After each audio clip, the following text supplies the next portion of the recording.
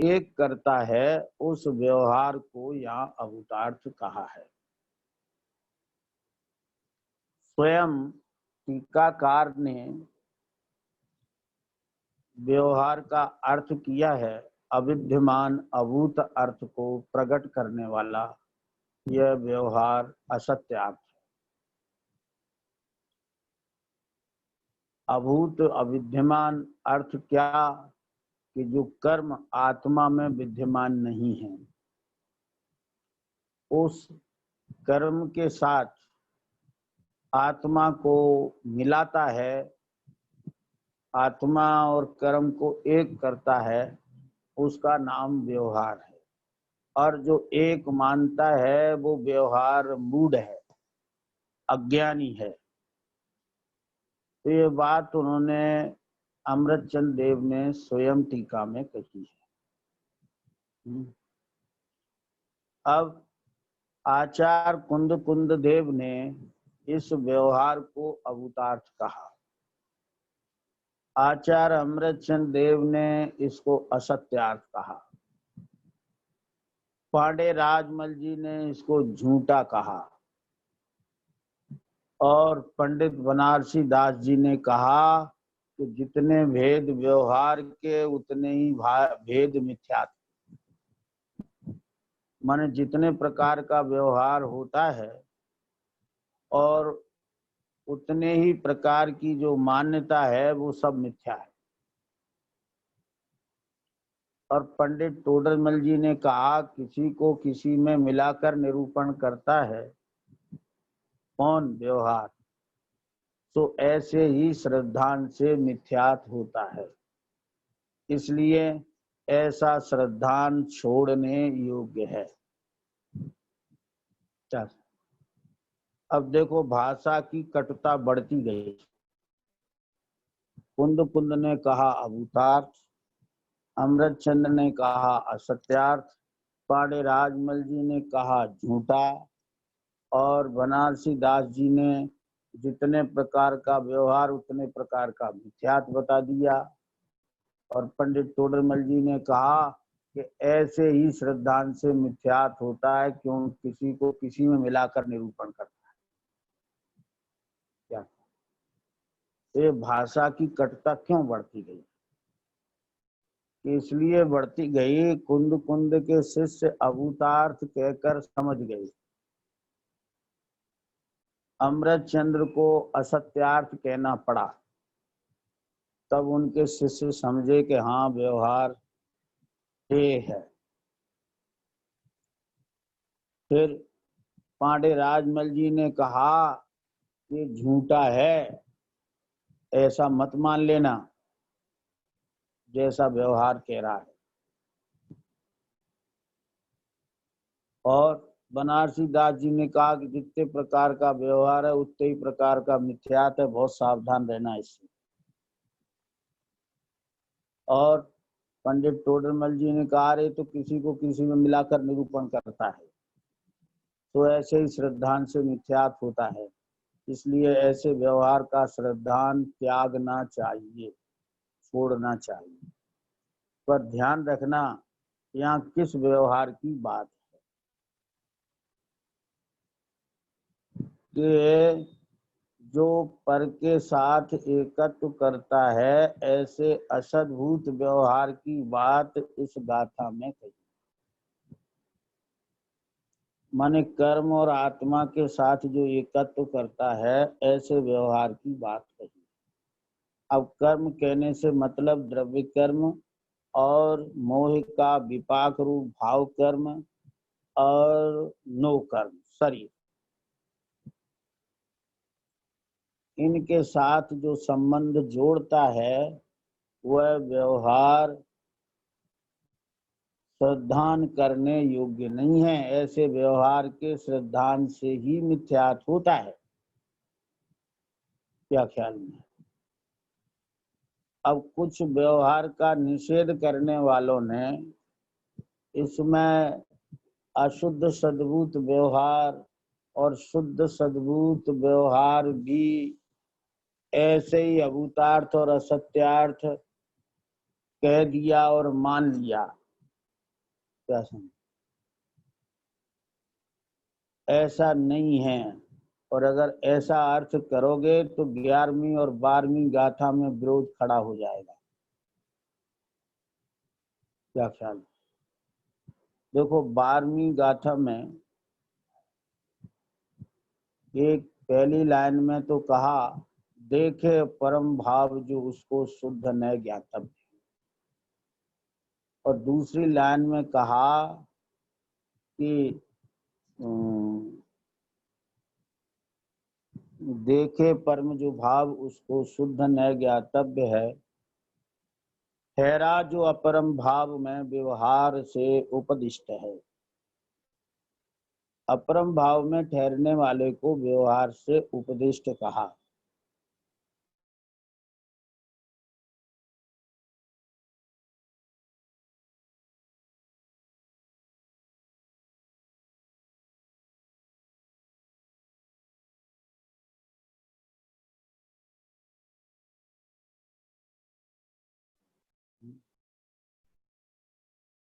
और बार जिसका निषेध इसमें किया है उसकी पुष्टि 12वीं गाथा में नहीं है। 12वीं गाथा में सद्भूत व्यवहार की बात है वहां, और यहाँ सद्भूत की है। तो निषेध किया है असद्भूत का और स्थापित किया है सद्भूत को, तो अब विरोध कहाँ रहा? लेकिन इसके विरोध को लेकर तो ऐसा लगता है कि दो संप्रदाय खड़े हो गए। क्या? कि निश्चय वाले 11वीं गाथा मानते हैं और व्यवहार वाले 12वीं। वे कहते हैं सब अपरम भाव में ही ठहरे हैं तो व्यवहार का उपदेश है सबके लिए, परमार्थ के उपदेश वाले तो अब कोई है ही नहीं। क्या ख्याल? और 11वीं गाथा में जिनने सब व्यवहार का निषेध कर दिया, और व्यवहार का निषेध ही नहीं, व्यवहार का अर्थ पर्याय कह के पर्याय का निषेध कर दिया। समझ में आया ना? व्यवहार तक ही नहीं सीमित रहे, असद्भूत का तो निषेध है ही, लेकिन सद्भूत का भी निषेध कर दिया। और सद्भूत के साथ व्यवहार माने पर्याय, व्यवहार का अर्थ कर दिया पर्याय। सब पर्यायों का निषेध है। जो सब पर्यायों का से भिन्न जो शुद्धने का विषयभूत आत्मा को ग्रहण करता है उसको सम्यक दर्शन होता है, ऐसा अर्थ निकाल। और मालूम है आपको, अमृतचंद देव ने तो कर्म और आत्मा का जिसे विवेक नहीं है उसे व्यवहार मूड करके व्यवहार का अर्थ बता दिया। और जयसेन स्वामी ने क्या किया, उन्होंने कहा कि व्यवहार कथनचित भूतार्थ है और कथनचित अभूतार्थ है। समझ में आया ना? उसमें उन्होंने ऐसा लिखा, कथनचित भूतार्थ है और कथनचित अभूतार्थ है। तो कौन सा अभूतार्थ है? कि जो असद्भूत है वो अभूतार्थ। तो अब कोई विरोध नहीं रहा, दोनों टीकाकार में कोई विरोध नहीं रहा। लेकिन हमने विरोध खड़ा कर दिया इस खेचा तानी से कि व्यवहार माने सगलो व्यवहार अभूतार्थ है, माने शुद्ध सद्भूत व्यवहार भी। का अर्थ क्या किया कि जो शुद्ध पर्याय को विषय करता है वो शुद्ध सद्भूत व्यवहार है, इसलिए पर्याय मात्र का निषेध है। तो जो पर्याय से भिन्न शुद्ध आत्मा को विषय बनाता है, ग्रहण करता है, उसको सम्यक दर्शन होता है। क्या समझिए? ऐसे होता है अर्थ का अनर्थ। क्या? और नहीं मानो तो आप खुद देख लो कि उसमें व्यवहार का अर्थ अमृतचंद देव ने क्या किया है और जयसेन स्वामी ने क्या किया है। हम अपने अभिप्राय से अर्थ लगाते हैं, आचार्य देव की मानते नहीं हैं, अपने अभिप्राय से अर्थ लगा लेते हैं। और कोई कहे कि आचार्य देव ऐसा कहते हैं तो तुम तो शब्द पकड़ते हो। क्या एक बहुत बड़ा रास्ता निकाला है अपने अभिप्राय को पुष्ट करने के। क्या ख्याल? अरे देखो तो सही, उन्होंने व्यवहार के अर्थ में किसका निषेध किया है?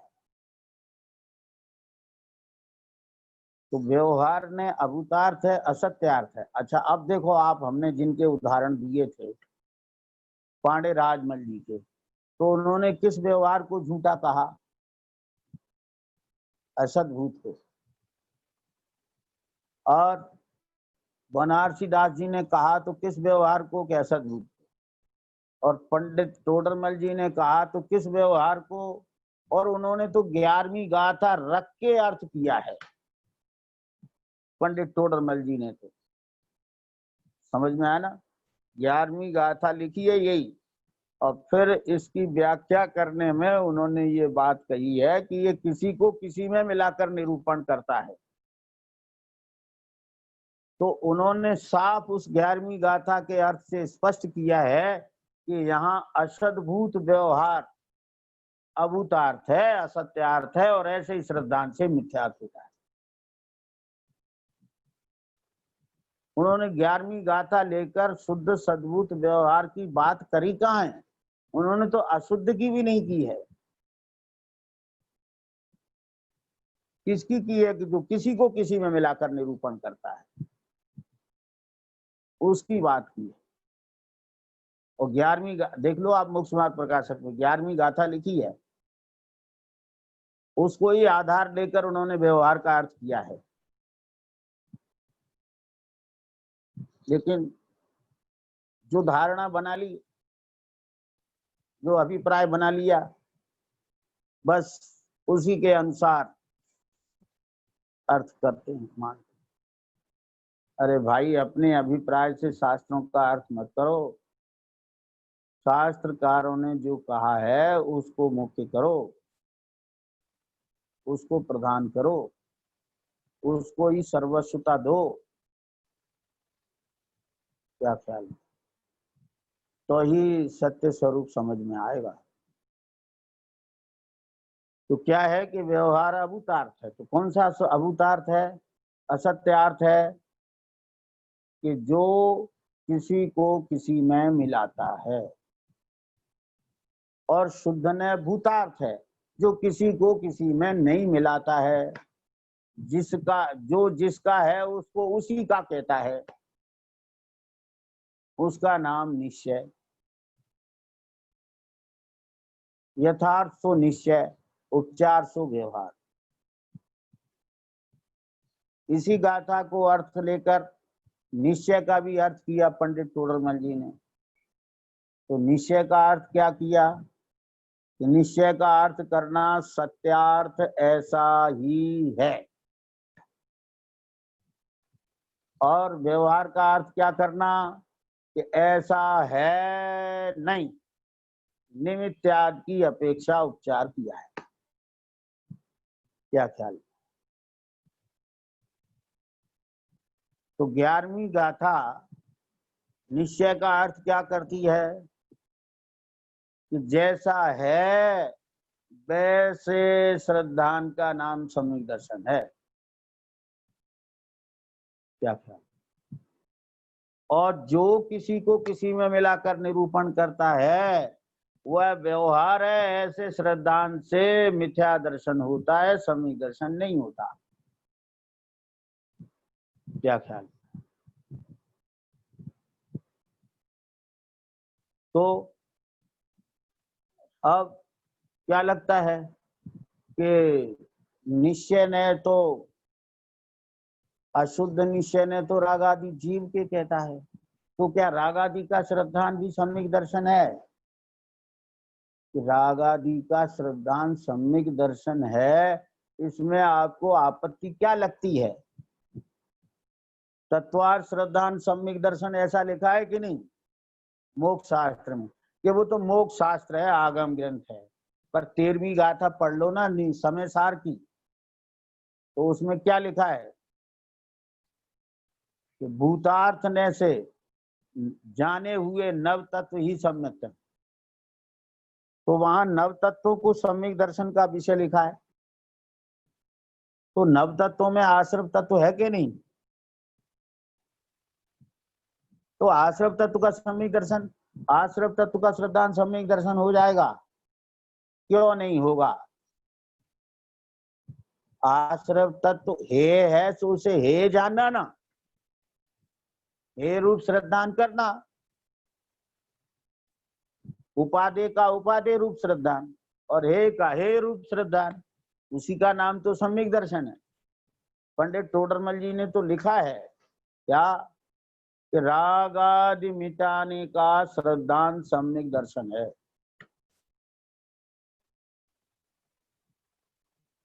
तो राग आदि मिटाने का श्रद्धांत सम्यक दर्शन है, तो फिर आश्रव तत्व का श्रद्धांत सम्यक दर्शन हुआ कि नहीं हुआ? ये तो ज्ञान की अपेक्षा से कथन किया है क्या? ऐसी धारणा बना रखी है कि जो बात हमारे अभिप्राय के विरुद्ध है और शास्त्र में है तो वो ज्ञान प्रधान है, आगम है क्या? क्यों कि वो हमें स्वीकार ही नहीं है, इसलिए हम उसे कह देते हैं ज्ञान प्रधान है या आगम है या वस्तु स्वरूप का प्रतिपादक है? ऐसा मत करो भाई। क्या ख्याल है? पंडित टोडरमल जी कहते हैं रागाद मिटाने का श्रद्धांत सम्यक दर्शन है, और टोडरमल जी नहीं कह रहे, सभी कह रहे हैं। अमृतचंद देव कह रहे हैं कि परद्रव्य से भिन्न अपने गुण पर्यायों व्याप्त आत्मा का श्रद्धांत सम्यक दर्शन है? पर ये कोई नहीं कह रहा, शास्त्र कोई नहीं कह रहा क्या कि पर्यायों से भिन्न ध्रुव का हम सम्यक दर्शन है। जो शास्त्र नहीं कह रहा हम वो ही हमारे लिए परमार्थ हो गया है, हमने उसी को सत्य मान रखा है। और जो कुछ आएगा कथन शास्त्र का, हमारे पास बहुत बढ़िया युक्ति है उस कथन को नकारने की, क्या कि यहाँ इस अपेक्षा से कहा है। क्या समझ में आया? बहुत बढ़िया युक्ति है, हर बात को नकार देना। द्रव्य पर्याय में व्यापक है, द्रव्य पर्याय अभेद ही है, तो यहाँ पर से भिन्नता बताने के लिए ऐसा कहा गया है। मने हैं तो पर्याय के प्रदेश भी भिन्न और ध्रुव के प्रदेश भिन्न हैं, परंतु यहाँ जो कहा गया है कि द्रव्य पर्यायों में व्यापक है, द्रव्य पर्याय अभेद ही है, तो यहाँ पर द्रव्य से भिन्नता बताने के लिए यह बात कही है। क्या अनुभूति आत्मा ही है, वो अनुभूति की और आत्मा की जाति एक है ना, तो वो जाति अपेक्षा अभेद का है उसको। माने हमने ऐसी युक्ति बना ली है कि शास्त्र की कितनी भी बात अभेद की एक बार नहीं 1000 बार आए, सबके लिए हमारे पास सॉल्यूशन है। क्या कि कहा है, एक तो हम ये कहेंगे कहा है, और फिर हम अनेकांतवादी बन जाएंगे कि हम उसकी अपेक्षा बनाएंगे। क्या समझ, पर मानेंगे नहीं, हम मानेंगे वही जो हमने धारणा बना रखी है सो। क्यों कि ये तो श्रद्धा की अपेक्षा बात नहीं है, तो इसलिए मानना तो हमें है ही नहीं। क्योंकि अगर ऐसा श्रद्धान कर लिया तो सम्यक दर्शन होने का ही नहीं है। ये आचार्य देव ने लिखा है ना, कहा है, उनने लिखा है, अर्थ करने वाला कहता है कहा है और फिर अपेक्षा बताता है। क्या अपेक्षा कैसी बताता है कि अनुभूति और आत्मा की जाति एक है ना, जैसे हमारी और आपकी जाति एक है ना, है ऐसे ही द्रव्य और पर्याय की जाति एक है ना। क्या ख्याल, ऐसी अपेक्षा बता देती है। अब श्रद्धा है वक्ता पर तो मान लेता है, भोला जी वो समझता नहीं है? क्या द्रव्य पर्याय ऐसे है कि दो वस्तु हैं और उनकी जाति एक है? अरे द्रव्य पर्याय की भिन्नता का उपदेश है कहाँ है कि जहाँ अवेद की बात की तो पर द्रव्य से भिन्नता बतानी है, या ज्ञान प्रधान है, या आगम ग्रंथ है, या वस्तु स्वरूप का प्रतिपादन करना है। यहाँ प्रयोजन की बात नहीं है, बस हो गया खेल खत्म। कितनी भी बात कह ले आचार टीकाकार कुछ भी कह लें, हमारे पास युक्ति है। क्या कहा है, क्यों कहा है, उसकी अपेक्षा बता दे। ये नहीं मानने की ढाल है। क्या ख्याल, माने मानना नहीं है हमको, नहीं मानना तो भैया तुम्हारा, तुम जानो क्या होगा है? पर ऐसी युक्तियां बनाना उचित नहीं है। आचार्य की बात को जब आचार निश्चय ने का कथन कह रहे हैं और निश्चय से द्रव्य पर्याय अभिन्न ही है, तो हमें फिर उसमें कहा शब्द का प्रयोग करना नहीं चाहिए। है वे लिखते हैं है और हम अर्थ करते हैं कहा, बस हो गया काम खत्म। है और कहा में सब खेल खत्म हो जाता है। भैया समझ लो, व्यवहार ने अभूतार्थ है, असत्यार्थ है, झूठा है, किसी को किसी में मिलाता है, ऐसे ही श्रद्धांत से मिथ्यात है। तो व्यवहार का अर्थ क्या कि दो वस्तुओं में संबंध जोड़ता है, वो व्यवहार ऐसा है। और शुद्ध न भूतार्थ है, माने जो किसी को किसी में नहीं मिलाता है, जो जिसका है उसको वैसा ही कहता है और वैसा ही मानने से सम्यक दर्शन होता है। क्या समझना, निश्चय ने जैसा है वैसा कहता है और ऐसे ही श्रद्धांत से सम्मित होता है। और असद्भूत व्यवहार है किसी का, कहता किसी का, तो बस इसी के ऐसे ही श्रद्धांत का नाम मिथ्यात है। अब लगा लो सब जगह, कहीं आपको कोई आपत्ति नहीं आएगी। दौलत राम जी ने लिखा बहिरात्मा कौन, देह जीव को एक गिने, बहिरात्म तत्व मुदा है। अब देह जीव को एक कहे व्यवहार और एक माने सो बहिरात्मा है। और निश्चय सम्यक दर्शन उन्होंने लिखा ना, पर द्रव्य भिन्न आप में रुचि सम्यक तो भला है। पर्याय से भिन्न तो लिखा नहीं उन्होंने, पर हम इतने होशियार हो गए ना क्या कि हम वो कहते हैं कि अध्यात्म में पर्याय का अर्थ पर द्रव्य होता है। एक विद्वान मिले हमें, वो हमने कि भाई यहाँ तो परद्रव्य को भिन्न बताया है, उन्होंने नियम सार की गाथा रखी हमारे सामने, तो उसमें है तो परद्रव्य को भिन्न बताया था। तो वो क्या कहते हैं मालूम है आपको, इतने बड़े आचार और इसको शरीर को परद्रव्य कहेंगे, गजब कर दिया।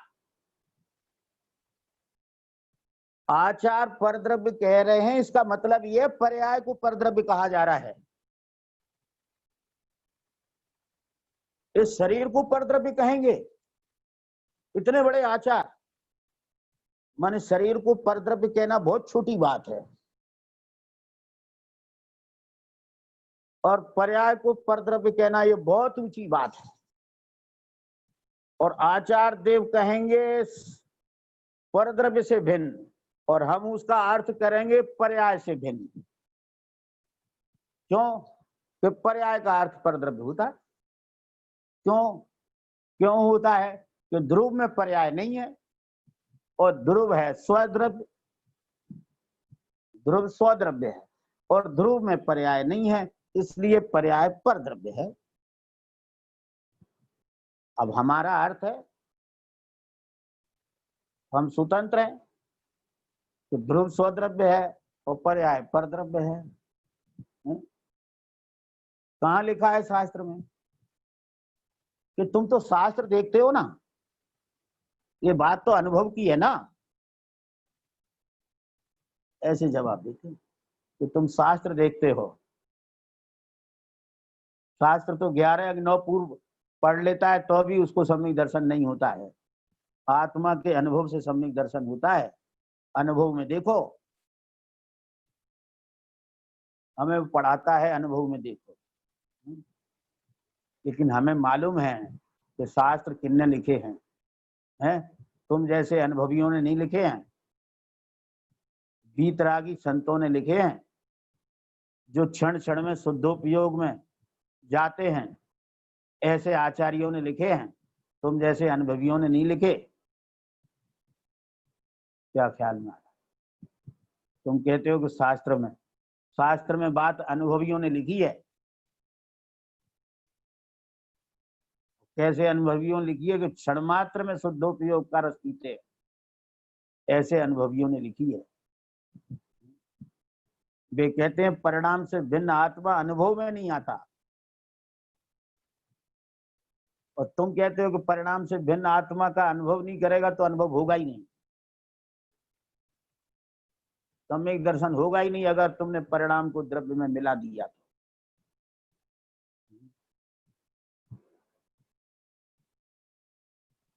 तो हम कहेंगे तो आचार की, शास्त्र की बात है, शब्द हैं, और तुम कहोगे तो वो अनुभव की बात है। ऐसा अनुभव मुझे स्वीकार नहीं है जो शास्त्र विरुद्ध हो। क्या? शास्त्र अनुभवियों ने लिखे हैं, इसलिए हमें वही स्वीकार है, और जिसे वो स्वीकार नहीं है तो वो शास्त्र आचार की बात को, अभिप्राय को तो समझने का प्रश्न ही नहीं है। क्यों? कि वो तो अभी शब्द से ही विरुद्ध है, अभिप्राय कहाँ मिलेगा? तो क्या है कि व्यवहार ने अभूतार्थ है और शुद्ध ने भूतार्थ है। तो क्या अभूतार्थ है? तो जो दो द्रव्यों में एकत्व करता है वो अभूतार्थ है, और जो पर द्रव्य से भिन्न, पर से निरपेक्ष आत्मा को देखता है वह शुद्ध न भूतार्थ। ऐसा ऋषि सुरों ने बताया है, गणधरों ने ऐसा बताया है। जो जीव भूतार्थ का आश्रय लेता है, माने जैसा निश्चय न कहता है, शुद्ध न कहता है, और वैसा ही श्रद्धान करता है, वह जीव निश्चय से सम्यक दृष्टि है। वह जीव निश्चय से सम्यक दृष्टि है, पक्की बात है। अब आगे देखो, मोक्ष मार्ग प्रकाशक पृष्ठ 251। असद्भूत व्यवहार न स्वद्रव्य और परद्रव्य को व उनके भावों को व कारण कार्यादि को किसी में मिलाकर निरूपण करता है, सो ऐसे ही श्रद्धांत से मिथ्यात है। इसलिए उस व्यवहार का त्याग करना, त्याग करने की बात कहते हैं। कोई अवक्ष के त्याग की बात कहता है, कोई रात्रि भोजन त्याग की बात कहता है, कोई अनछने जल के त्याग की बात कहता है, कोई सप्त व्यसन के त्याग की बात कहता है, कोई पापों के त्याग की बात कहता है, और पंडित टोडरमल जी कहते हैं ऐसे व्यवहार का त्याग करना। तो जी कौन सा त्याग है? क्योंकि पहले नंबर का त्याग है। इसके बिना व्रत नहीं होते हैं। सदाचार तो हो सकता है, कुलाचार हो सकता है, पर सम्यक व्रत नहीं हो सकते, माने चारित्र नहीं हो सकता जो ऐसा त्याग नहीं करता। सम्यक दर्शन ही नहीं होगा ऐसे व्यवहार के त्याग बिना। ता निश्चय ने उन्हीं को यथावत निरूपण करता है। देखो, निश्चय ने और व्यवहार ने के विषय अलग नहीं है क्या? उन्हीं को, निश्चय ने उन्हीं को यथावत निरूपण करता है। माने व्यवहार ने का विषय अलग है और निश्चय ने का विषय अलग है, ऐसा नहीं है। व्यवहार ने का विषय पर्याय है और निश्चय ने का विषय ध्रुव है, ऐसा नहीं है। तो कैसा है? तो जो किसी को किसी में मिलाता है वो व्यवहार ने, और उन्हीं को, जिनको मिलाया गया है उन्हीं को मिलाता नहीं है। क्या करता है? यथावत निरूपण करता है। जो भाव जिसका है उसको उसी का कहता है, उसका नाम निश्चय है। तो बस विषय कोई अलग अलग नहीं है निश्चय के और व्यवहार के, बस फर्क यही है कि वो मिला देता है और ये मिलाता नहीं है। ये अलग का अलग कहता है और वो मिलाकर कहता है। इतना अंतर है। अंतर तो बहुत है। और इतने अंतर का फर्क कितना है मालूम है आप? एक से होता है सम्यक दर्शन और एक से होता है मिथ्या दर्शन। इतना बड़ा फर्क है। तो निश्चय ने उन्हीं को यथावत निरूपण करता है, किसी को किसी में नहीं मिलाता है। सो ऐसे ही श्रद्धान से सम्यक तो होता है। इसलिए इस निश्चय का श्रद्धान करना, क्या ख्याल है? अब देखो, मोक्ष मार्ग प्रकाशक का ही इसी पृष्ठ पर अगला कथन सुनो। कहीं व्यवहार ने की मुख्यता लिए व्याख्यान है, सो ऐसे है नहीं। निमित्याद की अपेक्षा उपचार किया है, ऐसा जानना। अब देखो, टोडरमल जी ही कथन कर रहे हैं और टोडरमल जी निश्चय व्यवहार का स्वरूप बता रहे हैं। तो उनके अनुसार उनका लागू करो ना। जैसे कहा कि पृष्ठ 196 पर क्या कि निमित्त की अपेक्षा राग आदि पुद्गल के कहे। ठीक है ना? जीव के राग आदि निमित्त की अपेक्षा से पुद्गल के कहे। ठीक। अब निमित्त की अपेक्षा से, जो निमित्याद की अपेक्षा से उपचार करे, उसको क्या कहते हैं टोडरमल जी? व्यवहार ने। तो टोडरमल जी उसको व्यवहार ने कहते, तो हम उसे व्यवहार क्यों नहीं मान रहे? उनके उस कथन को तो पकड़ रहे हैं, पर जो नए का अर्थ बता रहे सो नहीं मान रहे। अच्छा, अब संसार में कहा वर्णादि से लेकर गुणस्थान पर्यंत 29 भाव पुद्गल परिणाममय होने से अनुभूति से भिन्न 29 बार दिखा। और उससे पहले भी गाथा में 39 से और 43 तक कहा गया अध्यवसानादि भावों।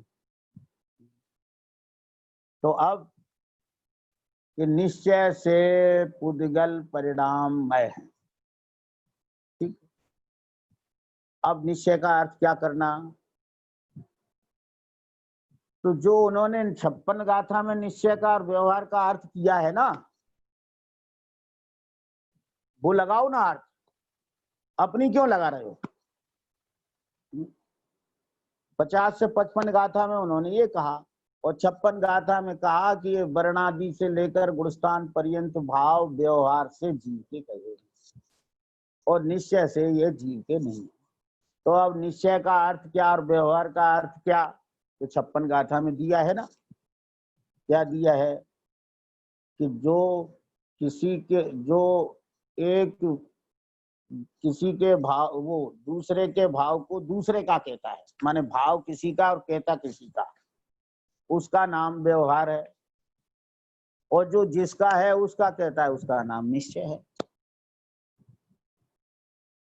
तो ये अर्थ जब वो कह रहे हैं कि ये पुद्गल परिणाम है निश्चय से, तो निश्चय का अर्थ जो किया सो लगाओ ना, तो वो नहीं लगाएंगे। क्यों?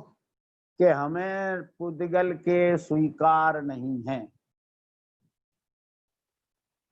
हमने अपनी धारणा बना ली है कि राग आदि तो जीव की पर्याय में होते हैं।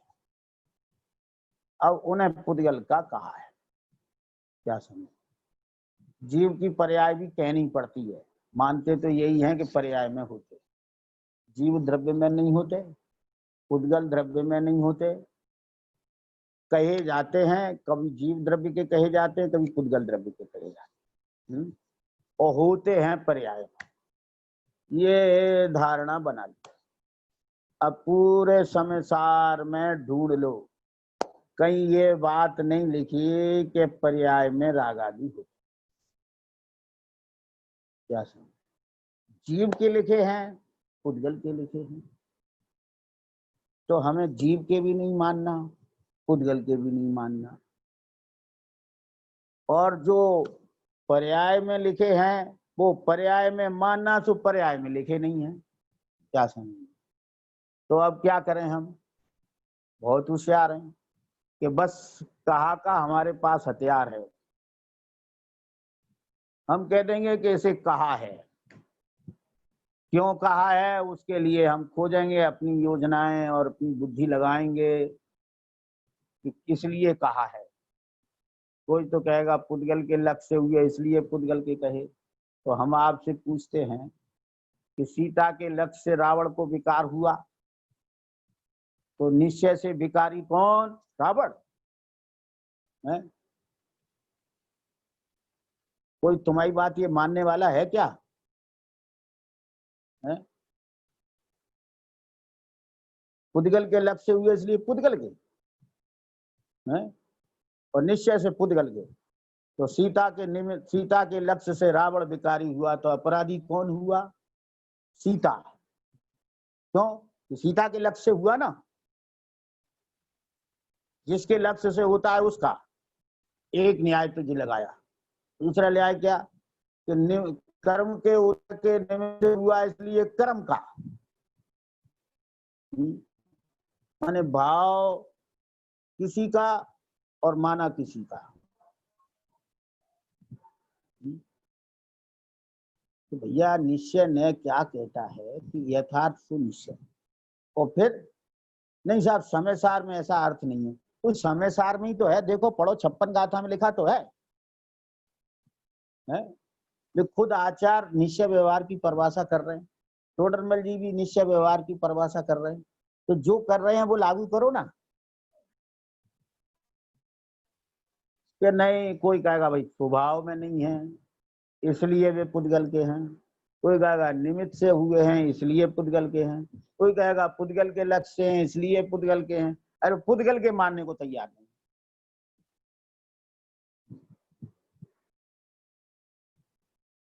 और पुद्गल के मान ले तो आचार की बात मान ली, तो नहीं माने। क्यों? हमने धारणा बना रखी है ना। ये उल्टी धारणाएं समय सार को नहीं समझने दे रही। क्या समझ? बात हमारी जरूर कड़वी है, पर जो ऐसा ही रोग है इसके लिए कड़वी औषधि की जरूरत है। क्या ख्याल है? ये मुझे मालूम है कि मेरे समर्थकों की भीड़ नहीं होगी। क्यों नहीं होगी? कि हम कड़वी बात कहते हैं इसलिए।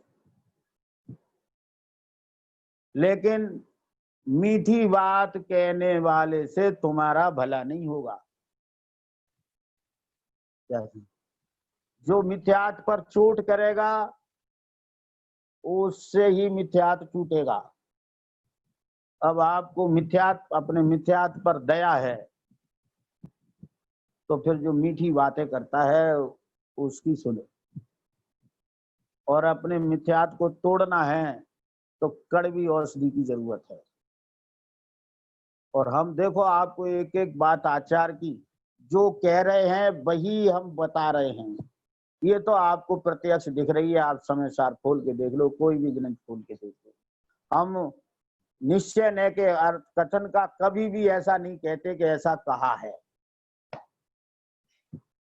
आचार्य देव कहते हैं और हम भी कहते हैं।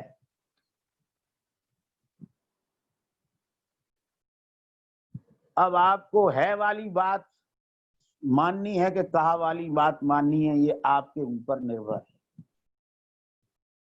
आचार्य कहते हैं और हम कहते हैं। क्या हम है का अर्थ कहा में नहीं करते, और व्यवहार ने का कथन का अर्थ कहा उसका है नहीं करते। अब आप समझ लो, आपको जो ठीक लगे सो मानो। हर व्यक्ति अपनी मान्यता में स्वतंत्र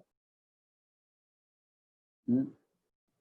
तो मोक्ष मार्ग प्रकाशक क्या कहता है कि व्यवहार ने की मुख्यता लिए व्याख्यान है उसे ऐसे है नहीं, निमित्त त्याग की अपेक्षा उपचार किया है। बहुत साफ लिखा है।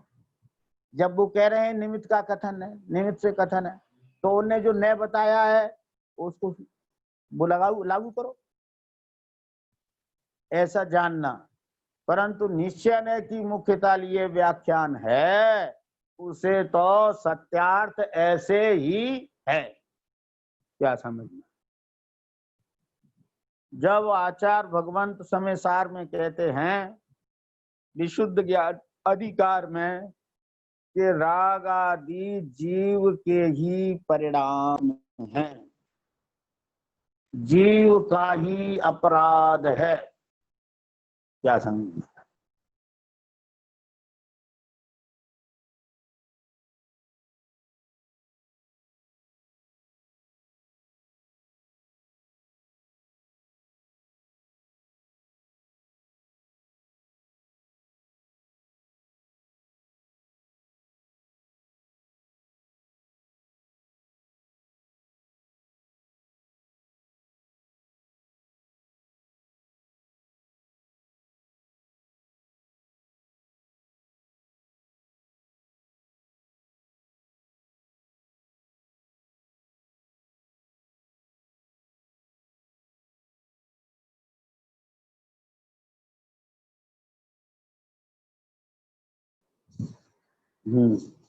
हाँ, आवाज आ रही है?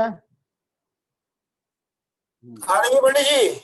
हाँ, तो क्या है कि निश्चय ने की मुख्यता लिए व्याख्यान है तो सत्यार्थ उसे तो सत्यार्थ ऐसे ही है। आत्मा में आत्मा राग आदि रूप परिणमता है। देखो इस समय व्हाट्सएप ग्रुपों पे हम समय सार कलश टीका पांडे राजमल जी की अंडरलाइन करके डाल रहे हैं, तो उसमें द्रव्य परिणमता है ऐसे कथन 208 माने कम से कम 300 जगह निकलेंगे, इतने कलश भी नहीं हैं। क्या ख्याल में आया समय सार में? और उससे ज्यादा जगह ये बात निकल रही है कि द्रव्य परिणमता है, राग आदि रूप भी परिणमता है, ज्ञान रूप भी परिणमता है, स्वभाव रूप भी परिणमता है और विभाव रूप भी परिणमता है, पर द्रव्य रूप नहीं परिणमता। क्या ख्याल? तो देखो, और समय सारी तो है ना, तो समय सार कलश में टीका में 300 बार निकलेगी ये बात कम से कम। और हम फिर भी हमने धारणा बना ली कि समय सार में तो आत्मा अपरिणामी है। तो बना लो भैया। हम तो आपको दिखा रहे हैं कि अभी तक आपको अगर भ्रम था तो अपना भ्रम निकाल लो, और तुम्हें अपनी धारणा, अपना पूर्वाग्रह नहीं छोड़ना है तो मत छोड़ो। हम तो इसलिए बता रहे हैं कि जिन्हें अपना पूर्वाग्रह नहीं रखना, सत्य समझना है, उन्हें पता लग जाए कि द्रव्य अपरिणामी नहीं होता है, द्रव्य का स्वभाव परिणाम होता है, द्रव्य परिणामी होता है। जिनको सत्य का पक्ष है, जो सत्य समझना चाहते हैं, वे अपना पूर्वाग्रह छोड़ देंगे, और जिन्हें अपना पूर्वाग्रह को इन्होंने सत्य धारणा बना रखी है तो वे बनाए रखेंगे। क्या ख्याल? तो मोक्ष मार्ग प्रकाशक कहता है, निश्चय न कि मोक्षता लिए व्याख्यान है, उसे तो सत्यार्थ ऐसे ही है ऐसा जानना। क्या ख्याल? ऐसे ही है ऐसा जानना पक्का। निश्चय न का कथन आए तो तोडरमल जी का ये मंत्र प्रयोग कर देना, क्या कि ऐसा ही है। चार देव निश्चय से पुद्गल के कहें तो पुद्गल के ही हैं, और वे जीव के कहें तो जीव के ही हैं। क्या ख्याल? और वे व्यवहार से जिसको पुद्गल के कहें तो मान लेना ये पुद्गल के नहीं है, और व्यवहार से वे जिसको जीव के कहें तो मान लेना है कि जीव के नहीं है, और निश्चय से जिसके कहें जीव के कहें तो जीव के मान लेना, पुद्गल के कहें तो पुद्गल के मान लेना। क्यों? निश्चय के आश्रय से सम्यक दर्शन होता है ना, 11वीं गाथा कह रही है ना। तो निश्चय ने जैसा कहता है वैसा ही मानना तो सम्यक दर्शन होगा। उसमें अपनी बुद्धि नहीं लगाना कि यहाँ तो ऐसा न होगा और ऐसा न यहाँ है, ये अपेक्षा वो अपेक्षा है कि नहीं, जैसा कहता है निश्चय वैसा ही मानना है तो ही श्रद्धांत सम्यक होगा। आगे इसमें समय सार के और मोक्ष मार्ग प्रकाशक के, परमार्थ प्रकाश के भी बहुत कथन दिए हैं तो बहुत, लेकिन उनमें से बहुत थोड़े दिए गए हैं, लेकिन फिर भी काफी हैं समझने के लिए। समझिए, हमने संकलन ज्यादा किया है और अपनी तरफ से खुलासा कम किया है। क्या हमने जो बात कहनी है हमने उसको शास्त्रों में से खोज के इकट्ठा किया है। क्या ख्याल में? प्रश्न बनाए हैं वर्तमान में चल रही मान्यताओं के अनुसार, और उसके उत्तर में दिए हैं शास्त्रों के कथन। जिसको मानना है वो मान लो, नहीं मानो आपकी स्वतंत्रता है। हर जीव की स्वतंत्रता है। डाणा जीवा डाणा भावा। अनेक प्रकार के जीव हैं, अनेक प्रकार के भाव हैं, हम किसी को हम सुधार नहीं सकते। जिसको समझना है वो समझ सकता है, नहीं समझना तो नहीं समझ सकता।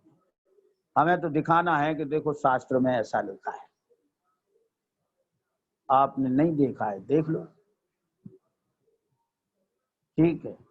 इस प्रकार निश्चय न के कथन को सत्य ही समझना और उसी के अनुसार श्रद्धान करना, और व्यवहार न के कथन को निमित्यादि की अपेक्षा उपचार जानकर असद्भूत व्यवहार का श्रद्धान छोड़ना, इसी भाव के साथ आज की यह व्याख्या विराम देती है।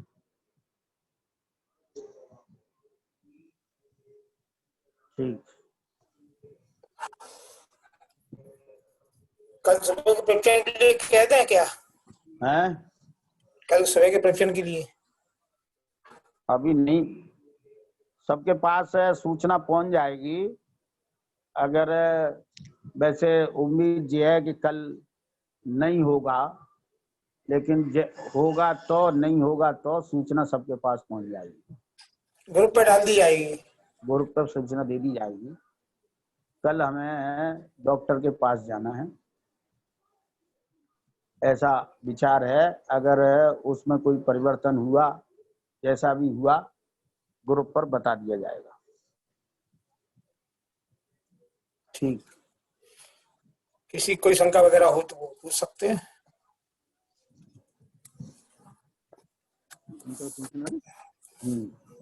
अनम्यूट कर दो, सबको अनम्यूट कर दें। नहीं, कोई बोलना चाहे तो अनम्यूट करो। नहीं, सभी का कर दो, वो सब जय जिनेंद्र सभी करेंगे ना। चलो खोल दो, सबका अनम्यूट कर दो।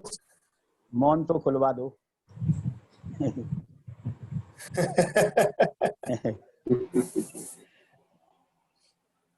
जिनवाणी स्तुति करते हैं। हाँ, जिनवाणी स्तुति करें। हाँ, शतवाद नए सठ द्रव्य गुण पर्याय और प्रमाण का, जड़ कर्म चेतन बंध का, और कर्म के अवसान का, कह कर स्वरूप यथार्थ जग का, जो किया उपकार है उसके लिए जिनवाणी मांगो वंदना सतबार।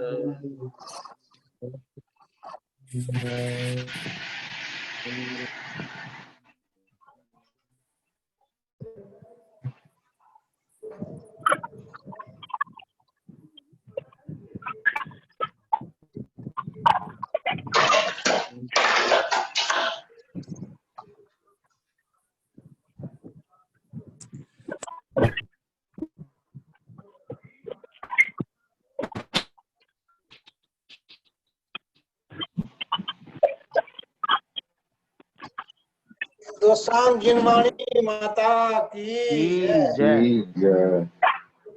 चरण वंदन गुरु जी। मंगलत्व प्राप्ति भव। हाँ, वंदन। सभी को साधर्मी को जय जिनेंद्र। जय जिनेंद्र। जय जिनेंद्र। जय जिनेंद्र।